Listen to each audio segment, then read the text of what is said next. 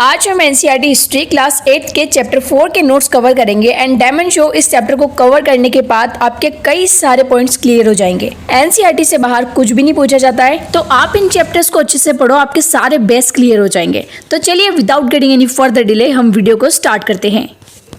NCERT history class 8 के chapter 4 का name है आदिवासी, दिकू और एक स्वर्ण युग की कल्पना। इससे पहले जो भी चैप्टर्स हमने क्लियर किए हैं वो सब इस चैप्टर से लिंक है। देखो फर्स्ट में क्या होता है, ईस्ट इंडिया कंपनी परमिशन लेती है और क्या है, कंपनी खोलती है। कहाँ पर, जो भारत का पूर्व साइड है, ईस्ट से वो कंपनी की शुरुआत करती है, बंगाल में कंपनी खोलती है और फिर वहाँ से जो नवाब शासन करते हैं उनसे परेशान हो जाती है तो वो खुद को नवाब घोषित कर देती है। कंपनी के नवाब बनने के बाद वो लोगों पर रूल करना शुरू कर देती है, वो खुद मतलब लोगों से टैक्स लेना शुरू कर देती है और किस तरीके से अपने क्षेत्रों का विस्तार करती है वो हमने एक मैप में देखा था। मैं आपको इसका एग्जांपल बता देती हूँ, कुछ भी चीज़ हमें रटनी नहीं है, सब कुछ हमें समझना है। यहाँ पर आप देख सकते हैं 1797 का जब टाइम था, ईस्ट इंडिया कंपनी अपने भारत में आती है और कहाँ पर, यहाँ बंगाल में एक कंपनी खोलती है। कब, पूर्व की साइड में, ठीक है। और क्या टाइम था आप मुझे बताओगे, कौन से सन में पहली फैक्ट्री खोली गई थी, इंग्लिश फैक्ट्री। इस वाले चैप्टर में मैंने बताया था, आपको याद होना चाहिए। फिर क्या है, 1840 का जब टाइम आता है तब ये पूर्व से दक्षिण की तरफ क्या करती है, अपना क्षेत्र फैलाती है। फिर आती है दक्षिण से उत्तर की तरफ। तो ऑलमोस्ट जो भी येलो पार्ट दिख रहा है ना, ये था ब्रिटिश कंपनी का पार्ट, जो इतना पार्ट वो अपने भारत में घेर चुकी थी। तो चैप्टर 3 में हमने ये जाना था ग्रामीण इलाके पर उसने कैसे शासन किया कंपनी ने। अब चैप्टर 4 में हम जानेंगे कि जो आदिवासी लोग थे उनके ऊपर वो कैसे रूल कर रही थी और उन आदिवासी के लाइफ में क्या चेंजेस आ रहे थे, ये सब कुछ इस चैप्टर में जानेंगे और काफ़ी इंटरेस्टिंग चैप्टर है। तो चैप्टर की स्टार्टिंग में दिया है 1895 में बिरसा नाम के एक आदमी को झारखंड में छोटा नागपुर के जंगलों और गांवों में घूमता देखा गया। लोग कहते थे कि उसके पास चमत्कारी शक्तियां हैं, वह सारी बीमारियों को दूर कर सकता था और अनाज की छोटी सी ढेरी को कई गुना बढ़ा देता था।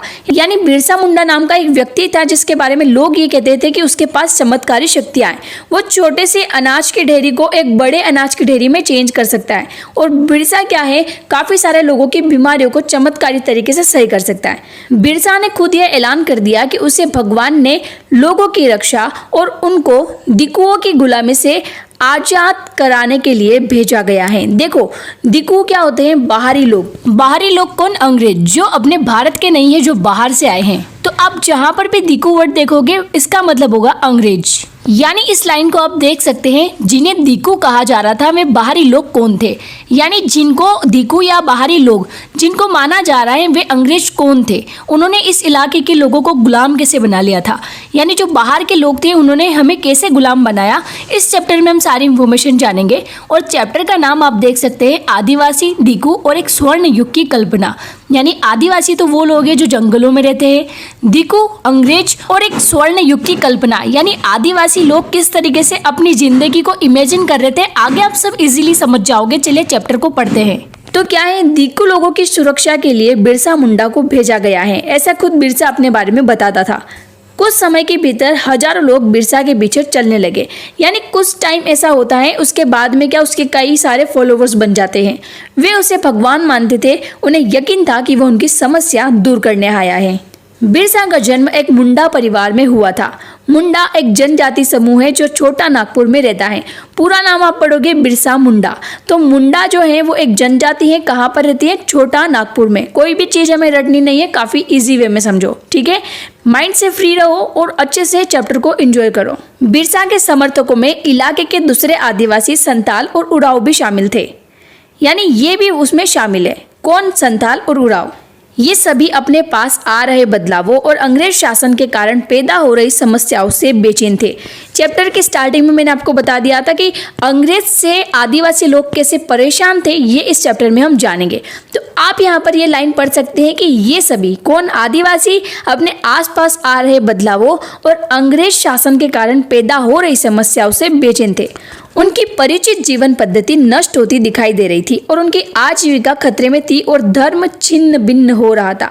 यानी उनकी जो भी पारंपरिक चीज़ें चलती हैं, यानी आपके कोई ऐसे रिचुअल्स होंगे या कोई भी ऐसी परंपरा जो आपके पूर्वज चलाते आ रहे हैं, तो अंग्रेजों ने क्या किया, उन परंपराओं को तोड़ा। तो इस तरीके से आदिवासियों की जीवन में उनकी जो परंपराएं थी वो किस तरीके से नष्ट होती दिखाई दे रही थी। उनकी आजीविका यानी जिस तरीके से वो हमेशा जीवन जीते, फल पत्ते पुत्तियाँ जो जड़ें खाकर उससे खाल वगैरह निकाल के जो पहनते हैं, जिससे वो खाना खाते, कुछ भी XYZ, तो उससे क्या हो रहा था, अंग्रेजों ने उनकी आजीविका पूरी खतरे में डाल दी थी। ना तो उनको जंगलों में वो कुछ खाने देते, ना उन पेड़ों को हाथ लगाने देते, इस तरीके से उनकी हालत कर दी थी। बिरसा किन समस्याओं को हल करना चाह रहा था, यहाँ पर क्वेश्चन पूछे गए। जिन्हें दिखुक कहा जा रहा था वे बाहरी लोग कौन थे, उन्होंने इलाके के लोगों को गुलाम कैसे बना लिया था, अंग्रेजों के राज में आदिवासियों के साथ क्या हो रहा था, आदिवासियों का जीवन किस तरह बदल रहा था, इस अध्याय में हम कुछ इन सवालों पर विचार करेंगे। Got it? पिछले साल आपने आदिवासी समाजों के बारे में पढ़ा था। कब? क्लास 7th में हमने काफ़ी सारी जनजातियों के बारे में जाना, काफ़ी सारी आदिवासी लोगों के बारे में जाना। तो आप वो भी क्लास 7 भी पढ़ सकते हैं। और यहाँ पर दिया है ज़्यादातर कबीलों के रीति रिवाज और रस्में ब्राह्मणों द्वारा निर्धारित रीति रिवाजों और रस्मों से बहुत अलग थी। यानी इनके जो रीति रिवाज है, इनके जो रिचुअल्स है वो काफ़ी अलग थे किन से, जो ब्राह्मण थे और जो दूसरे लोग थे। इन समाजों में ऐसे गहरे सामाजिक भेद भी नहीं थे जो जाति पर आधारित समाजों में दिखाई देते हैं। यानी हम हिंदू मुस्लिम करते हैं, इस तरीके से इनके इतने जाति भेदभाव नहीं थे। ये सब कम्युनिटी एक साथ में काम करती थी और एक साथ में खाती थी और एक साथ में रहती थी। एक कबीले के सारे लोग कुटुंब के बंधनों में बंधे थे। लेकिन इसका यह मतलब भी नहीं है कि आदिवासियों के बीच कोई आर्थिक और सामाजिक फर्क नहीं थे। यानी ऐसा भी नहीं है कि वो सब एक सेम कैटेगरी के हैं। उनमें चेंजेस तो हैं पर इतने नहीं है जो हमारे बीच में है। यानी एक आर्थिक चेंजेस भी उनके बीच में था कि कोई थोड़ा ज़्यादा पैसे वाला है या थोड़ा कम सक्षम है। काफ़ी इजी लैंग्वेज में समझा रही हूँ। यहाँ पर देखो आप, उड़ीसा के डोगरिया कंद कबीले की महिलाएं बाजार जाते हुए नदी से गुजर रही हैं। यहाँ आप देख सकते हैं। Now move to next page. जनजातीय समूह किस तरह जीते थे। अब हम बात करेंगे आगे इन जनजातियों के बारे में जानेंगे, आपको बहुत मजा आएगा। 19वीं सदी तक देश के विभिन्न भागों में आदिवासी तरह तरह की गतिविधियों में सक्रिय थे। कैसे? एक गतिविधि थी झूम की खेती। अब झूम खेती क्या होता है? देखो, स्थानांतरित कृषि आपने सुना है नाम। स्थानांतरण यानी क्या होता है? ट्रांसफर। अगर आपके पापा गवर्नमेंट जॉब में हैं, टीचर हैं, ऐसे कभी ट्रांसफर हो जाते हैं तो उसको हिंदी में बोलते हैं स्थानांतरण। ठीक है, तो स्थानांतरित कृषि यानी ऐसी कृषि जो एक स्थान से दूसरे स्थान पर जाकर की जाती है, अलग अलग जगहों पर की जाती है, उसे स्थानांतरित कृषि कहते हैं। ये एक छोटे से बच्चे को भी समझ में आ सकता है। ठीक है, स्थानांतरित कृषि, झूम खेती सब एक ही है, बस इसको अलग अलग राज्यों में अलग अलग नामों से जाना जाता है। ये हमने जियोग्राफी में पढ़ा था। मैं आपको एक बार और इसको बता दूंगी बहुत अच्छे से। देखो यहाँ पर दिया है, उनमें से कुछ समुदाय झूम खेती करते थे। झूम खेती घुमंतु खेती को कहा जाता है। घुमंतु खेती यानी घुमंतु क्या होते हैं? जो घूम घूम कर खेती करते हैं। इस तरह की खेती अधिकांशतः जंगलों में छोटे छोटे भूखंडों पर की जाती है। देखो, जंगलों पर किसका राइट्स नहीं होता था पहले, तो वो क्या करते थे, उनका जहां मन पड़ता था वहां पर वो खेती करते थे। एक जगह से दूसरे जगह पर वो जाते थे और खेती करते थे। अब ये प्रोसेस होती कैसे है, चलिए हम जानते हैं। ये लोग जमीन तक धूप लाने के लिए पेड़ों के ऊपरी हिस्से को काट देते हैं। यानी पेड़ क्या देते हैं, हमें छाया देते हैं। अब पेड़ों के ऊपरी सिरे को काटा जाएगा तभी तो जमीन पर धूप आएगी ना। तो ये क्या कर देते हैं, अब जमीन पर धूप लाने के लिए उसका पेड़ का ऊपरी हिस्सा काट देते थे और जमीन पर उगी घास फूस जलाकर साफ कर देते थे। अब उनको खेती करने के लिए एक सपाट जमीन तो चाहिए ना, साफ सुथरी, जहाँ पर झाड़ियाँ नहीं हो। तो वो क्या करते थे, घास फूस को जलाकर साफ कर देते थे। इसके बाद वे घास फूस के जलने पर पैदा हुई राख को खाली जमीन पर छिड़क देते थे। यानी जो वो राख थी उसको वापस उस जमीन पर छिड़क देते थे। इस राख में पोटाश होती थी जिससे मिट्टी उपजाऊ हो जाती थी। वे कुल्हाड़ों से पेड़ों को काटते थे और कुदालों से जमीन की जो ऊपरी सतह थी उसको खुरेद देते थे। अभी के जो किसान हैं वो हल से ज़मीन खोदते हैं और काफ़ी सारी टेक्नोलॉजी आगे बढ़ चुकी है, ट्रैक्टर्स आ गए हैं। तो पहले क्या होता था, कुदालों से ज़मीन खोदी जाती थी। अब ज़मीन की सतह बिल्कुल सपाट होगी तो उसमें अगर बीज भी रोपेंगे तो कैसे अंदर जाएगा वो। तो क्या है, पहले ज़मीन को खुरेदना पड़ता था। वे खेतों को जोतने और बीज रोपने की बजाय उन्हें बस बिखेर देते थे। यानी उस टाइम उनको इतना पता नहीं था कि इन बीजों को ज़मीन के अंदर गाड़ा भी जा सकता है। बस वो क्या करते थे, जो बीज थे उसको ऐसे करके छिड़क देते थे। जब एक बार फसल तैयार हो जाती थी तो उसे काटकर वे दूसरी जगह के लिए चल पड़ते। यानी उनका ऐसा मानना था कि अब इस जगह पर वापस से इतनी उपजाऊ खेती नहीं हो सकती। जहां से उन्होंने अभी फसल काटी थी वह जगह कई साल तक पड़ती पड़ी रहती थी, यानी उस जमीन पर वो वापस नहीं आते कुछ सालों तक। एक थोड़ा दिमाग लगा के आप भी सोच सकते हैं कि वो एक जगह से दूसरी जगह क्यों जाते होंगे। सिर्फ जमीन उपजाऊ नहीं है ये कोई रीज़न नहीं है, वहाँ पर ऐसा हो सकता है कि जो टहनियाँ वगैरह हो वो ख़त्म हो जाती होगी, या उनके जो फल फूल वगैरह सीजन वाइज जो फल आते हैं वो ख़त्म हो जाते होंगे। तो उससे अब वो खाएंगे क्या? सिर्फ उस अनाज पर तो फिक्स नहीं रह सकते, उस पर डिपेंड नहीं रह सकते, क्योंकि वो तो एक टाइम ही आएगा अनाज। तो ऐसा हो सकता है कि वो एक जगह से दूसरी जगह इसलिए मूव करते होंगे क्योंकि क्या पता कभी नदियाँ नहीं हो आसपास, या उनको ज़्यादा दूर जाना पड़ता हो, या फिर खाने के सामान वगैरह ख़त्म हो गए हो, जानवर उन्होंने खा के ख़त्म कर दिए हो। तो इस तरीके से वो एक जगह से दूसरी जगह मूव करते थे। घुमंतू किसान मुख्य रूप से पूर्वोत्तर और मध्य भारत की पर्वतीय व जंगली पट्टियों में रहते थे। इन आदिवासी समुदायों की जिंदगी जंगल में बेरोक-टोक आवाजाही और फसल उगाने के लिए जमीन और जंगलों के इस्तेमाल पर आधारित थी। बेरोक-टोक यानी बिल्कुल फ्रीडम के साथ वो कहीं भी खेती कर सकते थे और कहीं से भी टहनियाँ काट सकते थे और कुछ भी खा सकते थे। वे केवल इसी तरीके से घुमंतू खेती कर सकते थे। यहाँ तक समझ में आ गया? इजीली समझाया। अब बात करते हैं, कुछ शिकारी और संग्राहक थे, यानी कुछ लोग जो थे वो शिकारी थे और कुछ संग्राहक यानी इकट्ठा करने वाले। मैंने ऊपर यही बताया कि उनके जगह चेंज करने का रीज़न ये भी हो सकता है कि आसपास के जितने भी जानवर हो सकता है वो सारे ही मारकर खा गए हो, तो इसलिए उनको आजीविका चलाने के लिए दूसरी जगह पर पलायन करना पड़ता है। बहुत सारे इलाकों में आदिवासी समूह पशुओं का शिकार करके वो अन्य उत्पादों को इकट्ठा करके अपना काम चलाते थे। एक तो पशुओं का शिकार करते थे, दूसरा वन्य उत्पादन यानी जो पेड़ों से कुछ भी मिलता है, पत्तियाँ, फूल वगैरह जो भी वो खा सकते थे, फल जो होते हैं उनको खाते थे। पहले जड़ें भी खाते थे। तो पहले मतलब आदमी इंसान जो थे ना वो एक तरीके से थोड़ा जानवर टाइप में थे, कुछ भी खा लेते थे। वे जंगलों को अपनी ज़िंदगी के लिए बहुत ज़रूरी मानते थे, यानी उनकी लाइफ में फॉरेस्ट यानी जो जंगल है उसकी क्या इंपॉर्टेंस है आप यहाँ पर देख सकते हैं। उड़ीसा के जंगल में रहने वाला खोंड समुदाय इसी तरह का समुदाय था। खोंड का नाम आप नोट कर सकते हैं, जो बिल्कुल एक जंगली प्रजाति थी। अब इस समुदाय के बारे में थोड़ा बताया है। इस समुदाय के लोग टोलियां बनाकर शिकार पर निकलते थे और जो हाथ लगता था उसे आपस में बांट लेते थे। वे जंगलों से मिले फल और जड़ें खाते थे। क्या बताया मैंने? जड़ भी खाते थे और फल भी खाते थे। खाना पकाने के लिए वे साल और महुआ के बीजों का तेल इस्तेमाल करते थे। साल एक तरीका का पेड़ होता है और महुआ यानी आपने देखा होगा एक फूल जिसे खाया जाता है या शराब बनाने के लिए इस्तेमाल किया जाता है। अगर आप क्रोम पे या गूगल सफारी कहीं भी सर्च करके देखोगे व्हाट इज़ महुआ, तो महुआ जिसको बोला जाता है ग्रामीण इलाकों में ये काम होता है, तो उससे क्या शराब बनाई जाती है। तो वो क्या करते थे, जो साल है और जो महुआ है उसके बीजों का तेल निकालकर खाना बनाते थे। इलाज के लिए वे बहुत सारी जंगली जड़ी बूटियों का इस्तेमाल करते थे और जंगलों से इकट्ठा हुई चीज़ों को स्थानीय बाजारों में बेच देते थे। जब भी स्थानीय बुनकरों और चमड़ा कारीगर को कपड़े व चमड़े की रंगाई के लिए कुसुम और पलाश की फूलों की ज़रूरत होती थी तो वे खोंड समुदाय के लोगों से ही कहते थे। यानी आप देख सकते हैं अब इसका वो व्यापार भी करते थे। यानी उनके यहाँ पर जो भी चीज़ें इकट्ठी होती थी, जो चमड़ा है, जो अच्छा रंगाई के लिए फूल है, वो ये खोंड जनजाति के लोग ही बाजारों में पहुँचाते थे। इन समुदाय को चावल और अन्य अनाज कहाँ से मिलते थे? कई बार तो चीज़ों की अदला बदली से काम चलता था। मैंने आपको बताया कि पहले पैसों के बजाय वस्तुओं की अदला बदली होती थी। अगर आपके पास एक बकरी है, मेरे पास धान है, तो मैं आपको अपना धान देकर आपकी बकरी आपसे ले सकती हूँ। समझ में आ गया? ठीक है। वे अपनी कीमती वन उत्पादों के बदले ज़रूरतों की चीज़ें ले लेते थे। और ऐसा नहीं होता सिर्फ वस्तुओं के बदले वस्तु, पहले पैसों का भी यूज़ होता था। वो क्या है, अपनी आमदनी का भी यूज़ करते थे चीज़ें खरीदने के लिए। कई बार उन्हें ज़रूरी चीज़ें खरीदने के लिए अपनी मुट्ठी भर आमदनी का सहारा लेना पड़ता था। उनमें से कई लोग आसपास के गांवों में नौकरी भी करते थे। कोई बोझ ढोता था तो कोई सड़क निर्माण कार्यों में नौकरी करता था। कई आदिवासी खेत मजदूर थे। जब वन उत्पाद कम पड़ जाते थे तो आदिवासियों को मजदूरी के लिए ज़्यादा भटकना पड़ता था।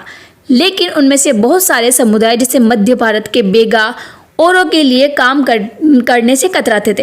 यानी बेगा खुद को ऐसा मानता था कि हम किसी के यहाँ काम नहीं कर सकते। बेगा एक जनजाति समूह है, ठीक है, एक समुदाय है जो एक अच्छी मतलब खुद की मतलब ऐसे शाही लोग नहीं होते उस तरीके से। बेगा खुद को जंगल की संतान मानते थे जो केवल जंगल की उपज पर ही जिंदा रह सकती है।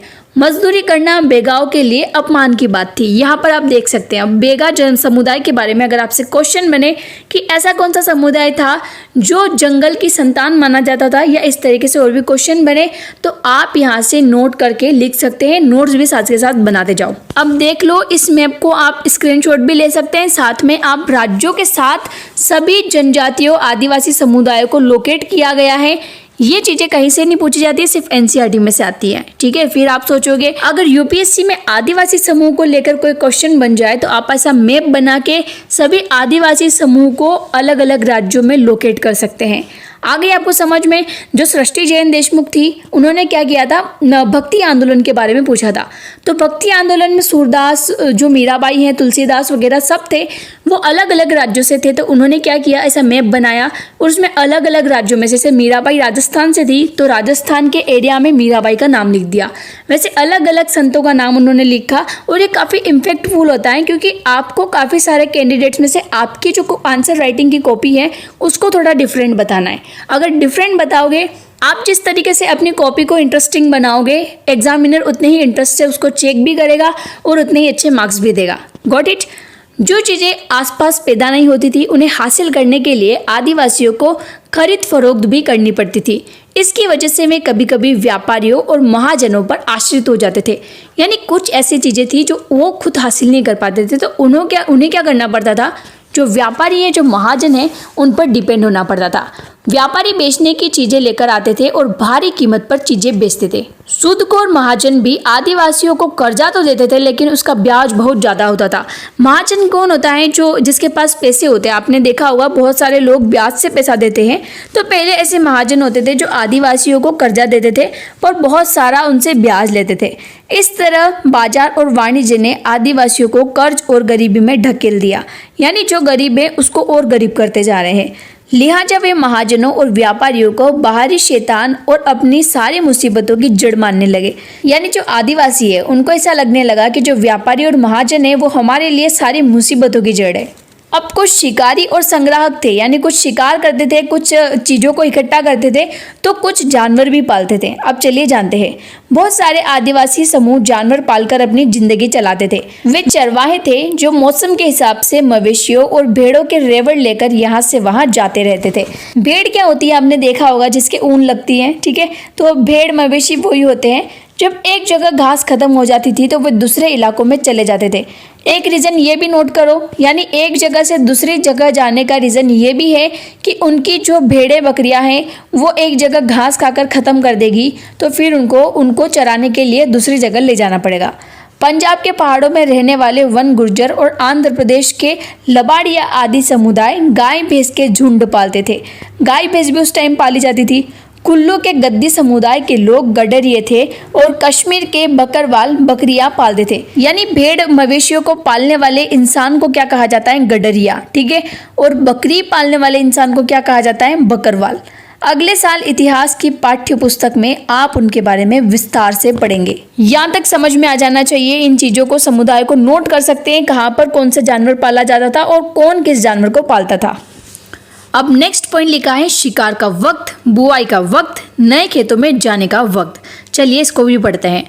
क्या आपने कभी इस बात पर ध्यान दिया है कि विभिन्न प्रकार के समाजों में रहने वाले लोगों की काम और समय के बारे में समझदारी एक जैसी नहीं होती। यानी आपको भी लगता है जो लुहार होगा वो अलग तरीके से सोचता होगा, जो किसान होगा वो अलग तरीके से सोचता होगा, जो बिजनेसमैन होगा वो अलग तरीके से सोचता होगा, जो टीचर होगा वो अलग तरीके से सोचता होगा। तो क्या सबकी थिंकिंग सेम है? नहीं। विभिन्न क्षेत्रों में रहने वाले घुमंतु आदिवासियों और शिकारियों की जिंदगी एक खास क्रम और मर्द औरत के बीच कामों के बंटवारे से चलती थी। ब्रिटिश मानव विज्ञानी वेरियर एल्विन ने 1930 और 1940 के दशकों में कई साल मध्य भारत के बेगा और खोंड समुदायों के बीच बिताए थे। यानी जो एक वेरियर एल्विन नाम का जो वैज्ञानिक था, उसने क्या किया था, 1930 से 1940 के बीच में जो मध्य भारत के ये बेगा और खोंड समुदाय हैं, इनके बीच में वो कुछ दिन रहे थे। एल्विन द्वारा लिखित निम्नलिखित अंशों को पढ़कर इस समय क्रम और कामों के बंटवारे को समझा जा सकता है।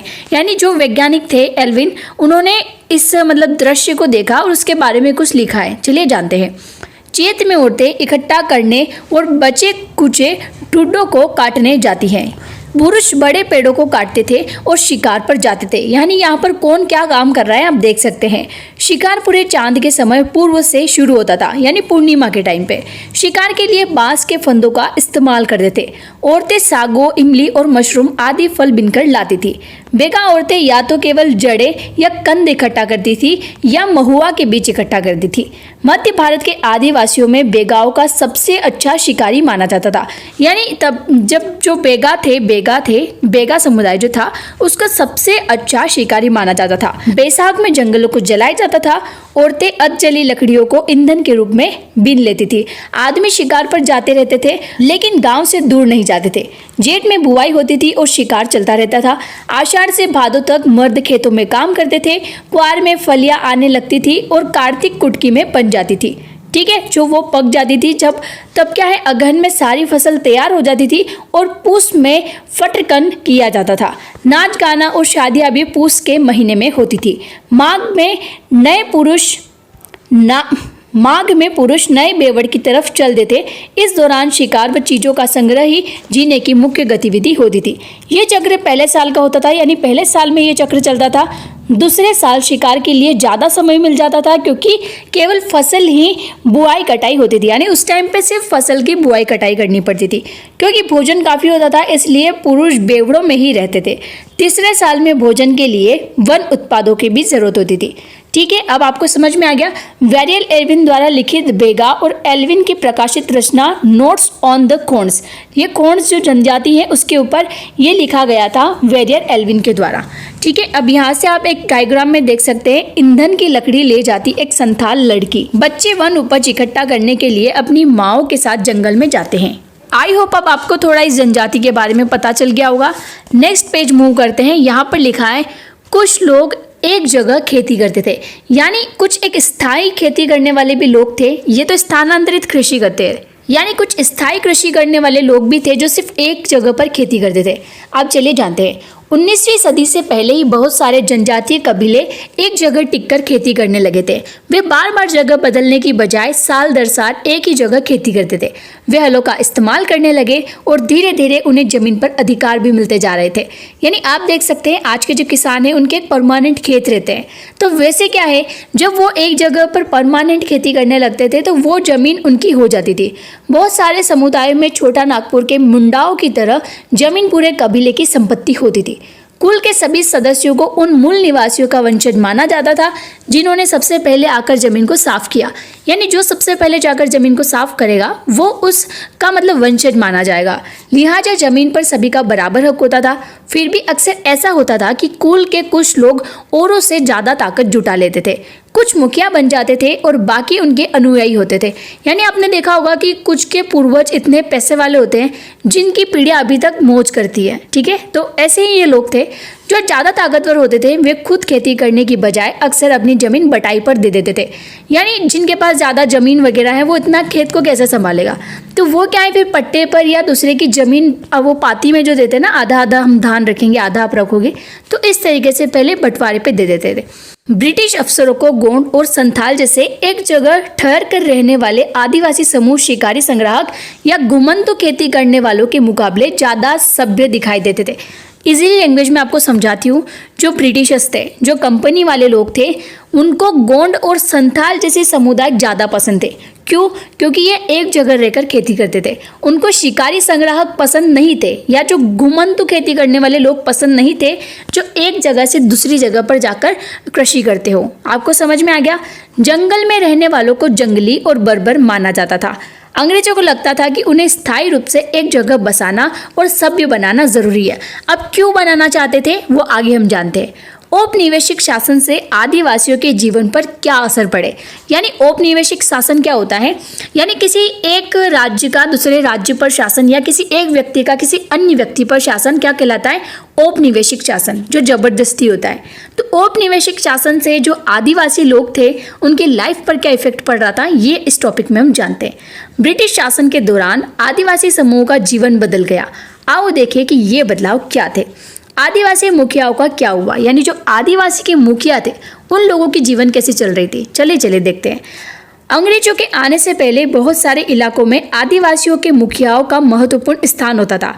यानी आदिवासी के जो मुखिया थे उनका एक इम्पोर्टेंट स्थान था। उनके पास औरों से ज़्यादा आर्थिक ताकत होती थी और वे अपने इलाकों पर नियंत्रण रखते थे। कई जगह उनकी अपनी पुलिस होती थी और वे जमीन एवं वन प्रबंधन के स्थानीय नियम खुद बनाते थे। ब्रिटिश शासन के तहत आदिवासी मुखियाओं के कामकाज और अधिकार काफ़ी बदल गए। उन्हें कई कई गांवों पर जमीन का मालिकाना तो मिलता रहा, लेकिन उनकी शासकीय शक्तियां छीन ली गई। यानी आप देख सकते हैं कि अंग्रेजों ने क्या है, उनकी जो शासकीय शक्तियां हैं वो छीन ली। कैसे? देखो, जैसे कि कोई सरपंच है तो सरपंच उसके हिसाब से उस इलाके को चलाएगा, उस गांव को चलाएगा। तो पहले जो इस आदिवासी का मुखिया होता था वो अपने तरीके से उस जंगल पर नियंत्रण करता था कि तुमको जंगल से ये फसल काटनी है या नहीं, इस पेड़ को तुम्हें हाथ लगाना है या नहीं। तो इस तरीके से उनकी कुछ शासकीय शक्तियाँ होती थी। पर क्या है, जब से ब्रिटिश आए उन्होंने अपने रूल्स इन पर चलाने लागू कर दिए। उन्हें ब्रिटिश अधिकारियों द्वारा बनाए गए नियमों को मानने के लिए बाध्य कर दिया गया। यानी जो अंग्रेज थे उन्होंने अब आदिवासियों को ऐसा कर दिया कि जो वो कहेंगे उनको वो करना पड़ेगा। उन्हें अंग्रेजों को नजराना देना पड़ेगा। नजराना यानी होता है जो कर, जो टैक्स, जिसको इंग्लिश में बोलते हैं। और अंग्रेजों के प्रतिनिधि की हैसियत से अपने समूहों को अनुशासन में रखना होता था। पहले उनके पास जो ताकत थी अब वह नहीं रही। यानी आप देख सकते हैं जो आदिवासी मुखिया हैं उनके पास अब सारे राइट्स खत्म हो चुके हैं जो पहले थे। वे परंपरागत कामों को करने से लाचार हो गए। यानी उनके जो कुछ रिचुअल्स वगैरह होते हैं, जो आपकी परंपरा होती है, जो आपके पूर्वज से चली हुई आती है, अब वो खत्म होती जा रही है। घुमंतू काश्तकारों का क्या हुआ? यानी जो घुमंतू काश्तकार थे उनका क्या हुआ? ऐसे समूहों से अंग्रेजों को काफ़ी परेशानी थी जो यहाँ वहाँ भटकते रहते थे। काश्तकार क्या होता है? जो कृषि करता है पट्टे पर, यानी दूसरों की ज़मीन पर कृषि करता है। ठीक है, ऐसे समूहों से अंग्रेजों को काफ़ी परेशानी थी। ऊपर वाली लाइन में हमने देख लिया था कि जो घुमंतू खेती करने वाले लोग हैं उनसे अंग्रेजों को कितनी दिक्कत थी। तो यहाँ पर आप देख सकते हैं वे चाहते थे कि आदिवासियों के समूह एक जगह स्थायी रूप से रहें और खेती करें। स्थायी रूप से एक जगह रहने वाले किसानों को नियंत्रित करना आसान था। यानी वो जैसा रूल चाहेंगे वैसा उनके ऊपर रूल लागू कर सकते हैं। अंग्रेज अपने शासन के लिए आमदनी का नियमित स्रोत भी चाहते थे। फलस्वरूप उन्होंने जमीन के बारे में कुछ नियम लागू कर दिए। उन्होंने जमीन को मापकर प्रत्येक व्यक्ति का हिस्सा तय कर दिया। उन्होंने यह भी तय कर दिया कि किसे कितना लगान देना है। यानी अब उन्होंने कितने सारे इनके ऊपर रूल्स चला दिए। कुछ किसानों को भूस्वामी और दूसरे को पट्टेदार घोषित किया गया। जैसा कि आप देख चुके हैं कि पट्टेदार अपने भूस्वामियों का भाड़ा चुकाते थे और भूस्वामी सरकार को लगान देते थे। चैप्टर 2 में हमने देखा था कि जो अंग्रेज थे उन्होंने कुछ ऐसे नियम लागू कर दिए थे कि जो जमींदार होगा, ठीक है, वो एक नॉर्मल कृषि करने वाले इंसान से टैक्स लेगा। ठीक है, सिंपल सी लैंग्वेज में समझाती हूँ, सब कुछ क्लियर करो। देखो, एक किसान है, अगर वो कोई भी आमदनी कर रहा है तो उसको टैक्स देना पड़ेगा जमींदार को, और जमींदार वो सारा कर इकट्ठा करके सभी किसानों से किसको देगा? सरकार को। सरकार कौन? कंपनी। झुम काश्तकारों को स्थायी रूप से बसाने की अंग्रेजों की कोशिश बहुत कामयाब नहीं रही। यानी काफ़ी ज़्यादा सक्सेसफुल ये नहीं रहे। इनको लास्ट में जाकर इन काश्तकारों की बात माननी पड़ती है, इन आदिवासियों की बात माननी पड़ती है। चलिए जानते हैं। जहाँ पानी कम हो और मिट्टी सूखी हो वहाँ हलों से खेती करना आसान नहीं होता।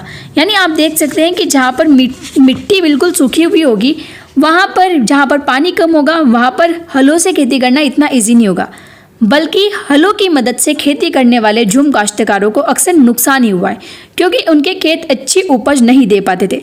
अब पानी तो चाहिए, मतलब फसल को अच्छा पैदावार के लिए अच्छा पानी चाहिए, तो जहाँ पानी नहीं होगा वहाँ पर खेती कैसे हो सकती है। इसलिए पूर्वोत्तर राज्यों के झुम काश्तकार इस बात पर अड़े रहे कि उन्हें परंपरागत ढंग से जीने दिया जाए। यानी जो पूर्वोत्तर राज्य के जो आदिवासी थे वो ये मानते थे कि हमें वैसे ही खेती करने दिया जाए जैसे हम पहले करते थे। कैसे? एक जगह से दूसरी जगह पर जाकर खेती। तो इससे किसको दिक्कत थी? कंपनी वालों को। व्यापक विरोध के फलस्वरूप अंग्रेजों को आखिरकार उनकी बात माननी पड़ी और ऐसे कबीलों को जंगल के कुछ हिस्सों में घुमंतू खेती की छूट दे दी। यानी अभी भी उनके एरिया फिक्स ही है जहाँ पर वो एक घुमंतू खेती कर सकते हैं। आगे पेज पर आप देख सकते हैं पूर्वोत्तर के निशी आदिवासियों के एक गांव में लट्ठों से बना घर। यानी जब भी ये लोग घर बनाते थे तो एक घर अगर कोई बना रहा है वहाँ पर, तो गांव के सभी लोग उस घर को बनवाने में हेल्प करते थे। यहाँ पर लिखा है जब ये घर बनाए जाते हैं तो पूरा गांव मदद करता है। नेक्स्ट पेज पर दिया है, गुजरात के एक जंगल में खेती करती भील औरतें, यानी जो ट्राइब एरियाज होता है उसमें ये लोग काम कर रहे हैं। घुमंतु खेती गुजरात के बहुत सारे वन क्षेत्रों में अभी भी जारी है। आप देख सकते हैं कि यहाँ पेड़ों को काट दिया गया है और खेती के लिए ज़मीन साफ कर दी गई है। यानी आप देख सकते हैं, आप यहाँ पर देखेंगे तो यहाँ पर ज़मीन को साफ किया जा रहा है घास हटा के, और पेड़ों को काटा जा रहा है क्योंकि ज़मीन तक धूप पहुँचे। Got it. अब यहाँ पर दिया है वन कानून और उनके प्रभाव। अब देखो जो अंग्रेज हैं वो किस तरीके से कानून बनाएंगे वन के ऊपर, यानी तुमको कौन सा पेड़ काटना है कौन सा नहीं काटना है, ये सारे इन आदिवासियों के ऊपर कुछ ऐसे रूल्स थोप देंगे। जैसा कि आपने देखा, आदिवासी समूहों का जीवन जंगलों से जुड़ा हुआ था, अतः वन कानून में आए बदलाव से आदिवासियों के जीवन पर भी भारी असर पड़े। ठीक है, अब इन्होंने कैसे वन कानून लगा दिए आप देख सकते हैं। अंग्रेजों ने सारे जंगलों पर अपना नियंत्रण स्थापित कर लिया था और जंगलों को राज्य की संपत्ति घोषित कर दिया। कुछ जंगलों को आरक्षित वन घोषित कर दिया। आरक्षित वन क्या होते हैं? रिजर्व्ड एरिया घोषित कर देते हैं, जिसमें मतलब तुम ना तो कुछ तोड़ सकते हो ना तुम कुछ काट सकते हो। इस तरीके से ये जंगल थे जहां अंग्रेजों की ज़रूरतों के लिए इमारती लकड़ी पैदा होती थी। यानी कुछ ऐसे जंगलों में जो उनके काम की लकड़ी पैदा हो रही थी, उन्होंने उस जंगल पर पूरा कब्जा कर लिया। इन जंगलों में लोगों को स्वतंत्र रूप से घूमने, झूम खेती करने, फल इकट्ठा करने या पशुओं का शिकार करने की इजाज़त नहीं थी। ऐसी सूरत में झूम काश्तकार किस तरह जिंदा रह सकते थे, इसलिए उनमें से बहुतों को काम और रोजगार की तलाश में मजबूरन दूसरे इलाकों में जाना पड़ता था। आप समझ गए अब लोग किस तरीके से, आदिवासी लोग इससे परेशान हो रहे हैं। जैसे ही अंग्रेजों ने जंगलों के भीतर आदिवासियों के रहने पर पाबंदी लगा दी, उनके सामने एक समस्या पैदा हो गई। यानी अंग्रेजों ने जब आदिवासियों को जंगल में रहने के लिए मना कर दिया तो उनके सामने एक समस्या आ गई। क्या समस्या? यह थी कि रेलवे स्लीपर्स के लिए पेड़ काटने और लकड़ी को एक जगह से दूसरी जगह ले जाने के लिए मजदूरों का इंतजाम कहाँ से किया जाए। यानी स्लीपर्स क्या होता है? लकड़ी के क्षैतिज तख्ते जिन पर रेल की पटरियां बिछाई जाती हैं। तो अब जंगलों में से उन्होंने आदिवासियों को हटा दिया रहने के लिए, तो अब उनको अब मजदूर की जरूरत पड़ी अंग्रेजों को। तो अब मजदूर कहाँ से लाए जाए? औपनिवेशिक अधिकारियों ने इसका भी एक हल ढूंढ निकाला। अब क्या उन्होंने इसका एक सॉल्यूशन ढूंढा? उन्होंने तय किया कि झूम काश्तकारों को जंगल में जमीन के छोटे टुकड़े दिए जाएंगे और वहां खेती करने की भी छूट होगी, बशर्ते गांवों में रहने वालों को वन विभाग के लिए मजदूरी करनी होगी और जंगलों की देखभाल करनी होगी। यानी उन्होंने तिगड़म निकाला कि जो आदिवासी है उनको हम छोटे छोटे टुकड़े दे देंगे जमीन करने के लिए, पर शर्त यह है कि गांव वालों को जो वन की देखभाल करनी होगी और वो हमारे अंडर में मजदूरी करेंगे। ठीक है, इस तरह बहुत सारे इलाकों में वन विभाग ने सस्ते श्रम की आपूर्ति सुनिश्चित करने के लिए वन गांव बसा दिए। ठीक है, now move to next page, जिस पे दिया है बहुत सारे आदिवासी समूहों ने औपनिवेशिक वन कानून का विरोध किया। औपनिवेशिक वन कानून क्या है? जो अंग्रेजों के वन कानून थे उनका विरोध किया। उन्होंने नए नियमों को पालन करने से इनकार कर दिया और उन्हीं तौर तरीके से चलते रहे जिन्हें सरकार गैर कानूनी घोषित कर चुकी थी। यानी जो उनकी परंपरागत जो खेती चल रही थी वो उसी तरीके से कर रहे थे। कई बार उन्होंने खुलेआम बगावत भी की। यानी उन्होंने काफ़ी सारे ऐसे छोटे छोटे युद्ध होते ना, काफ़ी सारे जो जिसमें अपन आक्रामक हो जाते हैं उसको बगावत बोलते हैं। तो उन्होंने खुलेआम बगावत की। 1906 में सोग्राम संगमा द्वारा असम में और 1930 के दशक में मध्य प्रांत में हुआ वन सत्याग्रह इसी तरह का विद्रोह था। आप नोट कर सकते हैं इसको। 1906 में एक सोग्राम संगमा द्वारा एक असम में एक मतलब बगावत की गई थी, एक सत्याग्रह किया गया था जो 1930 के दशक के मध्य प्रांत में हुआ था। अब नेक्स्ट पॉइंट दिया है व्यापार की समस्या। 19वीं सदी के दौरान जनजातीय समूहों ने पाया कि व्यापारी और महाजन जंगलों में जल्दी जल्दी आने लगे हैं। यानी आप यहाँ पर देख सकते हैं कि जनजातीय समूह अब ये देख रहे हैं कि जो महाजन हैं, जो व्यापारी हैं, जो मतलब जो कर्जा देते हैं या फिर जो व्यापारी है जो व्यापार करते हैं, वो लोग उनके जंगलों की तरफ आ रहे हैं। वे वन उपज खरीदने, नगद कर्जा देने और आदिवासियों को मजदूरी पर रखने के लिए आ रहे थे। इन सारे बदलावों से क्या असर पड़ने लगे ये समझने में आदिवासियों को कुछ समय लगा। यानी आप देख सकते हैं अगर गवर्नमेंट आपके ऊपर कोई पॉलिसी या कोई भी नया कानून लगा रही है तो जो भी आम जनता है ना उनको एक तरीके से अचानक समझ में नहीं आता कि सरकार हमारे साथ में क्या कर रही है। बाद उसके रिजल्ट बाद में पता चलते हैं। तो जो आदिवासियों के साथ में हो रहा था ना, वो एकदम मतलब एक तरीके से उनसे कर्जा देने लग गए, ज़्यादा उनकी उपज खरीदने लग गए। तो ये उनको धीरे धीरे समझ में आने लग गया कि ये हमारी जनजाति को पूरा नष्ट करने पे तुले हैं। ये समझने के लिए आइए रेशम उत्पादकों की स्थिति को देखें। 18वीं सदी में भारतीय रेशम की यूरोपीय बाजारों में भारी मांग थी। 18वीं सदी में ही आप देखते हैं कि जो रेशम है उसकी भारी डिमांड होने लगती है। भारतीय रेशम की अच्छी गुणवत्ता सबको आकर्षित करती थी और भारत का निर्यात तेजी से बढ़ रहा था। यानी जो भारत का जो रेशम था वो काफ़ी अट्रैक्टिव था, क्योंकि वो काफ़ी अच्छा लगता था दूसरों को। जैसे जैसे बाजार फैला, ईस्ट इंडिया कंपनी के अफसर इस मांग को पूरा करने के लिए रेशम उत्पादन पर जोर देने लगे। अब जोर देंगे तो कौन काम करेगा? किसान, जो मजदूर, वो उन्हीं को फोर्स करेंगे। वर्तमान झारखंड में स्थित जो हजारीबाग है के आसपास रहने वाले संथाल रेशम के कीड़े पालते थे। रेशम के व्यापारी अपने एजेंटों को भेजकर आदिवासियों को कर्जा देते थे और उनके जो कृमि कोशों हैं उनको इकट्ठा करते थे। 1000 कृमि कोशों के लिए 3-4 हज़ार रुपये मिलते थे। इसके बाद इन कृमि कोशों को बर्दवान या गया भेज दिया जाता था, जहां उन्हें 5 गुना कीमत पर बेचा जाता था।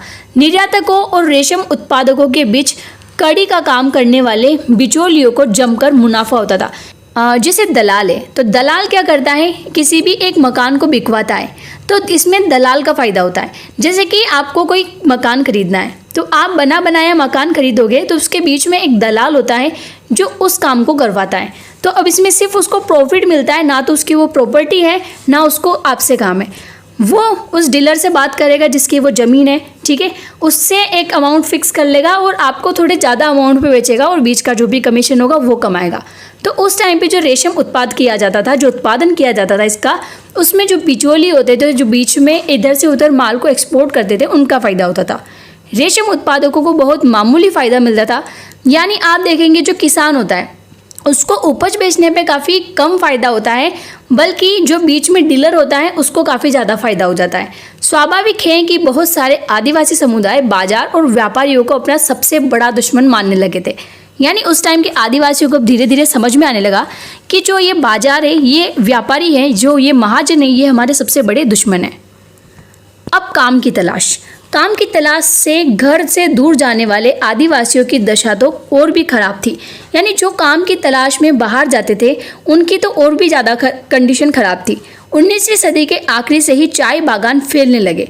खनन उद्योग भी एक महत्वपूर्ण उद्योग बन गया। खनन उद्योग क्या होता है? जो कोयला उद्योग होता है, जो अंदर ज़मीनों से, खदानों से निकाला जाता है। तो उस तरीके से असम के चाय बागानों और झारखंड की कोयला खदानों में काम करने के लिए आदिवासियों की बड़ी संख्या में भर्ती किया गया। यानी आदिवासी जो है उनको वहाँ पर ज़बरदस्ती भर्ती कर दिया गया। यहाँ पर आप 2 लोगों को देख सकते हैं जो कोयला खदान में काम कर रहे हैं। ये ठेकेदार न केवल उन्हें बहुत कम वेतन देते थे, बल्कि उन्हें वापस घर भी नहीं लौटने देते थे। यानी उनकी कोई भी कंडीशन हो, ये ठेकेदार होते थे, जो ये अंग्रेज होते थे, उनको वापस घर नहीं जाने देते थे। यहाँ पर आप देख सकते हैं 1920 के दशक में बिहार की झरिया और रानीगंज कोयला खदानों में काम करने वाले लगभग 50% खनिक आदिवासी थे। अंधेरी और दम घोटू खदानों की गहराइयों में काम करना न केवल शरीर को तोड़ना था, बल्कि यह खतरनाक था। कितना चैलेंज भरा होगा अगर किसी मतलब ऐसी गुफा के अंदर काम करना। 1920 के दशक में देश की कोयला खदानों में हर साल 2000 से ज़्यादा मजदूर मारे जाते थे। कैसे एकदम से पत्थर गिर जाता है इनके ऊपर, या फिर पूरा जो गुफा होती है उसके बीच में पत्थर आ जाता है, ये दब जाते हैं। तो इससे क्या है, 2000 से ज़्यादा मजदूर मारे जाते थे। अब नज़दीक से देखने पर 19वीं सदी और 20वीं शताब्दियों के दौरान देश के विभिन्न भागों में जनजातीय समूह ने बदलते कानून, अपने व्यवहार पर लगी पाबंदियों, नए करों, व्यापारियों व महाजनों द्वारा किए जा रहे शोषण के खिलाफ कई बार बगावत की। यानी उन्होंने कई बार इनके खिलाफ आंदोलन किया। यानी आप देखेंगे कि ये अंग्रेज जितना भी इन लोगों को परेशान कर रहे हैं ना, बाद में जाके एक बहुत बड़ा स्वतंत्रता संग्राम होगा 1857 में जाके। आपने पहले देखा ग्रामीण लोगों का कैसे शोषण कर रहे थे, फिर जो सैनिक वगैरह थे उनका कैसे शोषण करते थे, उनको ज़बरदस्ती उनकी सेनाओं में भर्ती कर लेते थे। उनके बीच में जो जाति भेदभाव होते थे, वो बस जाति भेदभाव को देखते ही नहीं थे, वो बस देखते थे कि तुम सैनिक हो, हमको सैनिक चाहिए, ठीक है। उनके बीच में कोई ऊंची जाति का है, कोई नीची जाति का, उनको उससे कोई फ़र्क नहीं पड़ता था। तो इन चीज़ों से लोग परेशान हो रहे थे। अब आदिवासी भी इससे परेशान हो रहे हैं। ये सब मिलके एक साथ में 1857 की क्रांति करेंगे, बहुत बड़ी होगी। और फिर क्या होगा, ऐसे करते करते आगे जाकर हमें स्वतंत्रता मिलेगी। तो ये सारी एक एक चीज़ पैदा हो रही है, यानी एक भूकंप आने वाला है इस तरीके से। यहाँ पर लिखा है 1831-32 में कोल आदिवासियों ने और 1855 में संथालों ने बगावत कर दी थी। मध्य भारत में बस्तर विद्रोह 1910 में हुआ और 1940 में महाराष्ट्र में वर्ली विद्रोह हुआ। बिरसा जिस आंदोलन का नेतृत्व कर रहे थे वह भी इस तरह का विद्रोह था। यानी आप देख सकते हैं कि ये विद्रोह कब से ही चलते आ रहे हैं, पर 1857 का जो विद्रोह था वो काफ़ी व्यापक था। अब जिस बिरसा मुंडा की बात की गई है वो बिरसा मुंडा है कौन, चलिए जानते हैं। एक इम्पोर्टेंट क्वेश्चन बनता है इनके बारे में, तो आप इनके बारे में ज़रूर नोट करें। बिरसा का जन्म 1870 के दशक में हुआ। उनके पिता जो थे वो काफ़ी गरीब थे। बिरसा का जन्म भेड़ बकरियां चराते, बांसुरी बजाते और स्थानीय अखाड़ों में नाचते गाते बीता था। उनकी परवरिश मुख्य रूप से बोहोड़ों के आसपास के जंगलों में हुई, नोट कर सकते हैं। गरीबी से लाचार बिरसा के पिता को काम की तलाश में जगह जगह भटकना पड़ता था। लड़कपन में ही बिरसा ने अतीत में हुए मुंडा विद्रोह की कहानियां सुन ली थी। यानी जब वो जवानी की तरफ जा रहे थे, यानी जब वो यंग हो रहे थे, तब उन्होंने क्या है ऐसे मुंडा विद्रोह के बारे में उन्होंने कुछ सुन लिया। उन्होंने कई बार समुदाय के सरदारों को विद्रोह का आह्वान करते देखा था। बिरसा के समुदाय के लोग ऐसे स्वर्ण युग की बात किया करते थे जब मुंडा लोग दिकुओं के उत्पीड़न से पूरी तरह आजाद थे। यानी वो एक ऐसी इमेजनरी कर रहे थे जिसमें वो इन अंग्रेजों के चंगुल से बिल्कुल बाहर निकलेंगे और खुद अपनी लाइफ जिएंगे। सरदारों का कहना था कि एक बार फिर उनके समुदाय के परंपरागत अधिकार बहाल हो जाएंगे। यानी अंग्रेजों ने जिस तरीके से उनके परंपरागत अधिकार छीन लिए थे वो वापस उस तरीके से जीने लग जाएंगे। वे खुद को इलाके के मूल निवासियों का वंशज मानते थे और अपनी जमीन की लड़ाई लड़ रहे थे। वे लोगों को याद दिलाते थे कि उन्हें अपना साम्राज्य वापस पाना है। यानी वो किस तरीके से अपनी स्वतंत्रता को इमेजिन कर रहे हैं आप देख सकते हैं। बिरसा स्थानीय मिशनरी स्कूलों में जाने लगे जहाँ उन्हें मिशनरियों के उपदेश सुनने का मौका मिला। वहाँ भी उन्होंने यही सुना कि बिरसा मुंडा स्वर्ण का साम्राज्य हासिल कर सकता है और अपने खोए हुए अधिकार वापस पा सकता है। यानी उन्होंने वहाँ पर भी ये चीज़ सुनी कि जो अंग्रेज तुम्हारे ऊपर जो कब्जा करके बैठे हैं तुम उससे छूट सकते हो, तुम वापस से अपनी वैसी ज़िंदगी जी सकते हो जो तुम पहले जी रहे थे। अगर वे अच्छे ईसाई बन जाएं और अपनी खराब आदतें छोड़ दें तो ऐसा हो सकता है। यानी बिरसा को ये बोला जा रहा है कि तुम अगर अपनी गलत आदतें छोड़ दो और ईसाई बन जाओ तो ये सब कुछ मुमकिन है। बाद में बिरसा ने एक जाने माने वैष्णव धर्म प्रचारक के साथ भी कुछ समय बिताया। उन्होंने जनेऊ धारण किया और शुद्धता व दया पर जोर दिया। जनेऊ यानी ऐसी कुछ डोरी वगैरह होती है जिसमें आप कोई भी गलत काम वगैरह छोड़ देते हो, बिल्कुल शुद्ध हो जाते हो। अपनी किशोरावस्था में बिरसा जिन विचारों के संपर्क में आए उनसे वह काफ़ी गहरे तौर पर प्रभावित थे। यानी जिस तरीके से माइंडसेट उनके आसपास था, जिस तरीके से लोगों से वो मिल रहे थे, उससे उनकी किशोर अवस्था जो यंग एज थी उसमें काफ़ी उन्होंने चेंजेस देखने मिले। बिरसा का आंदोलन आदिवासी समाज को सुधारने का आंदोलन था। फिर बिरसा ने जो आंदोलन किया वो आदिवासी जिस तरीके से अंग्रेजों से परेशान थे उनकी स्थिति को सुधारने के लिए किया। उन्होंने मुंडाओं से आह्वान किया कि वे शराब पीना छोड़ दें, गांवों को साफ रखें व डायन व जादू टोने में विश्वास न करें। बिरसा थे, उनका ये मानना था कि आपको शराब नहीं पीना चाहिए, अपने गांव को साफ रखना चाहिए, साथ में जो ये भूत वगैरह के चक्कर में पड़ते हैं गांव के लोग, उनसे और जादू टोने से आपको दूर रहना चाहिए। यहाँ ध्यान देने वाली बात यह है कि बिरसा ने मिशनरियों और हिंदू जमींदारों का भी लगातार विरोध किया। वो उन्हें बाहर का मानते थे जो मुंडा जीवन शैली को नष्ट कर रहे थे। हिंदू जमींदार कौन होते हैं? जो हिंदू समाज के हैं, जो जमींदार है, जो बड़े बड़े जिनके पास ज़्यादा ज़मीन है, वो क्या है इस मुंडा जनजाति को कहीं ना कहीं ख़त्म कर रहे थे, नष्ट कर रहे थे। 1895 में बिरसा ने अपने अनुयायियों से आह्वान किया कि वे अपने गौरवपूर्ण अतीतों को पुनर्जीवित करने के लिए संकल्प लें। 1895 में फिर बिरसा ने क्या किया कि जो अपने अनुयायी थे, जो अपने बड़े लोग थे, उनसे एक प्रेयर की कि हमें वापस से अपना गौरवपूर्ण अतीत जीना चाहिए। वो अतीत के लिए एक ऐसे स्वर्ण युग, सतयुग की चर्चा करते थे जब मुंडा लोग अच्छा जीवन जीते थे, तटबंध बनाते थे, कुदरती झरनों को नियंत्रित करते थे, पेड़ और बाग लगाते थे, पेट पालने के लिए खेती करते थे। यानी कुछ ऐसा जो पहले जीते थे वो उनको सुना रहे हैं कि हाँ अपन ऐसा जीवन वापस से जी सकते हैं। उस काल्पनिक युग में मुंडा अपने बिरादरों और रिश्तेदारों का खून नहीं बहाते थे। यानी उसमें क्या है, यानी वो पहले का जो जीवन उनका था ना, जिसमें वो सबसे प्यार से रहते थे, वो वैसा ही जीवन वापस पाना चाहते हैं। वे ईमानदारी से जीते थे। बिरसा चाहते थे कि लोग एक बार फिर अपनी ज़मीन पर खेती करें, एक जगह टिक कर रहें और अपने खेतों में काम करें। Got it. अंग्रेजों को बिरसा आंदोलन के राजनीतिक उद्देश्यों से बहुत ज़्यादा परेशानी थी। यह आंदोलन मिशनरियों, महाजनों, हिंदू भूस्वामी और सरकार को बाहर निकालकर बिरसा के नेतृत्व में मुंडा राज स्थापित करना चाहता था। यानी सिंपल सा इस लाइन का मीनिंग है कि जो बिरसा है वो ये चाहते थे कि मुंडा राज, यानी जो मुंडा जनजाति है, उनका राज वापस आए और जो मिशनरी हैं, जो महाजन है, जो हिंदू भूस्वामी है, जो सरकार है, वो यहाँ से पूरी तरीके से निकल जाए। नेक्स्ट पेज पर दिया है, यह आंदोलन इन्हीं ताकतों और मुंडाओं की सारी समस्याओं व कष्टों का स्रोत मानता था। यानी यह आंदोलन इन्हीं ताकतों को, मुंडाओं की सारी समस्या वो कष्टों का स्रोत मानता था। ठीक है। अंग्रेजों की भूनीतियाँ उनकी परंपरागत भूमि व्यवस्था को नष्ट कर रही थी। हिंदू भूस्वामी और महाजन उनकी जमीन को छीनते जा रहे थे और जो मिशनरी हैं उनकी परंपरागत संस्कृति की आलोचना कर रहे थे। जब आंदोलन फैलने लगा तो अंग्रेजों ने सख्त कार्यवाही का फैसला किया। यानी ये ऊपर जो भी प्रॉब्लम्स बताई है, इससे मुंडा जनजाति काफ़ी परेशान हो रही थी और जब इन्होंने आंदोलन करना शुरू किया, फिर आंदोलन शुरू कर दिया, तो आंदोलन फैलना शुरू हुआ। तो उस समय क्या किया अंग्रेजों ने, काफ़ी सख्त कार्रवाई का फैसला किया। उन्होंने 1895 में बिरसा को गिरफ्तार कर लिया और दंगे फसाद के आरोप में उनको 2 साल की सज़ा सुना दी। 1897 में क्या होता है, फिर जो मुंडा है वो वापस लौटते हैं, क्योंकि उनको 2 साल की सज़ा सुनाई थी। तो 1897 में जेल से लौटने के बाद बिरसा समर्थन जुटाते हुए गांव-गांव घूमने लगे। यानी अब गांव-गांव में जाकर वो उनका समर्थन पा रहे हैं कि हमें इन अंग्रेजों के खिलाफ लड़ना चाहिए। उन्होंने लोगों को उकसाने के लिए परंपरागत प्रतीकों और भाषा का इस्तेमाल किया। वे आह्वान कर रहे थे कि उनके नेतृत्व में साम्राज्य की स्थापना के लिए रावणों, यानी जो यूरोपीय लोग थे, उनको रावण का एक टाइटल दिया, को तबाह कर दे। बिरसा के अनुयायी दिकों और यूरोपीय सत्ता के प्रतीकों का निशाना बनाने लगे। उन्होंने थाने और चर्चों पर हमले किए और महाजनों व जमींदारों की संपत्तियों पर धावा बोल दिया। सफेद झंडा बिरसा का राज प्रतीक था। नोट इट, कहीं भी आपको नहीं मिलेगा लिखा हुआ, इसको आप नोट कर सकते हैं, साथ में नोट्स बना सकते हैं।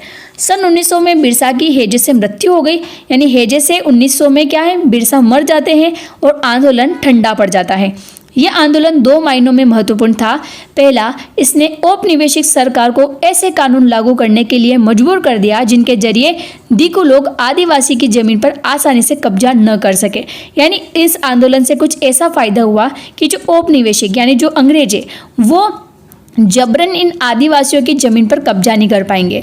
दूसरा, इसने एक बार फिर जता दिया कि अन्याय का विरोध करने और औपनिवेशिक शासन के विरुद्ध अपने गुस्से को अभिव्यक्त करने में आदिवासी सक्षम है। यानी आदिवासी इतने सक्षम है कि वो अंग्रेजों के खिलाफ अपनी बात रख सकते हैं। उन्होंने अपने खास अंदाज में, अपनी खास रस्मों और संघर्ष के प्रतीकों के जरिए इस काम को अंजाम दिया। आप देख सकते हैं गांधी जी ने किस तरीके से अहिंसक तरीके से आंदोलन किए थे, बिना कोई ऐसे आक्रामक या हिंसा किए। तो इन्होंने भी इसी अंदाज में अपने जो भी राइट्स थे उनके लिए वो अंग्रेजों से लड़े। तो कैसा लगा आपको चैप्टर, बताना मुझे कमेंट में ज़रूर। हमने इसको काफ़ी अच्छे से कवर किया और मैंने हर एक पॉइंट्स आपको कवर करवाए। अब फिलिंग द ब्लैंक्स है, तो आप इन ब्लैंक्स को कवर कर सकते हैं। नेक्स्ट चैप्टर हमारा रहेगा जब जनता बगावत करती है 1857 और उसके बाद। यानी आप अभी तक के जितने भी चैप्टर हमने पढ़े हैं, जब तक हमने देखा था कि अंग्रेज किस तरीके से उन लोगों पर अत्याचार कर रहे हैं। अब नेक्स्ट चैप्टर 5 में हम देखेंगे कि 1857 की क्रांति कैसे होती है। यानी जो किसान है, सैनिक है, आदिवासी है, वो सब कैसे एक तरह से साथ में आते हैं और कैसे अंग्रेजों के खिलाफ युद्ध करते हैं। अगर आप इन नोट्स को लेना चाहते हैं तो 6 से 12 तक हमने सारे नोट्स को कवर किया है। आप इन नोट्स को परचेस कर सकते हैं इस टेलीग्राम यूजर नेम rocksen4311 से। साथ में अगर आप साथ में नोट्स बनाते जाओ तो आपको नोट्स भी लेने की जरूरत नहीं है। ऐसे ही हम अदर सब्जेक्ट्स को भी कवर करेंगे। तो धन्यवाद, मिलते हैं स्टडीफाई में नई वीडियो के साथ। जय हिंद।